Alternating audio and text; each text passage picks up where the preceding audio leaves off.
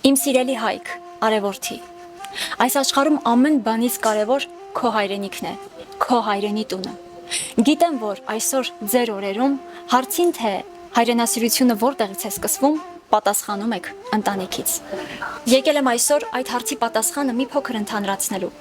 Երբ սիրես հայրենիքդ, կսիրես նաև ընտանիքդ։ Եվ ընտանիքիդ համար կստեղծես ապահով եւ անվտանգ հայրենիք։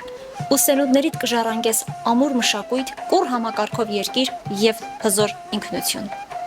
Այդ պարագայում դու կսիրես քո սերունդներին։ Դու նրանց կժառանգես հզոր ոգի արդեն որպես նրանց նախապատ։ Թերևս մենք այդպես վարվեցինք։ Մենք սիրեցինք մեր սերունդներին եւ նրանց ժառանգեցինք հզոր մշակույթ եւ կուռ համակարգով հայրենիք։ Դրա վառ ապացույցն է Հայքի հզոր թագավորություններից Վան Բիայնիլի Նայիրիի թագավորությունը։ Ես Նայիրան եմ։ Վանի թագավորության արքա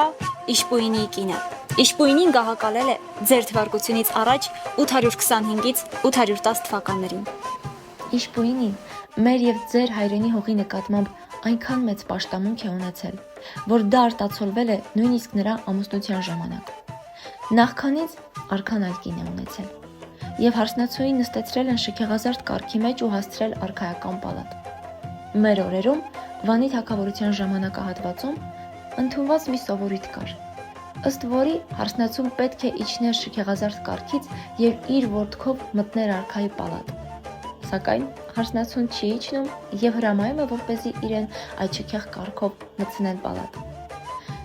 Դա Իշպույինին զայրացնում է եւ Իշպույինին ասում է. Եթե դու հրաժարվում ես ոտքդ դնել մեր սրբազան հողի վրա, ապա հազիվ թե թագուհի դառնալուց հետո սիրես այս հողն ու այս երկիրը, այս պալատը ու ինձ։ Եվ հրամայում է կարգի երեսը շուռ տալ ու հարսնացուին վերադարձնել հորենական տուն։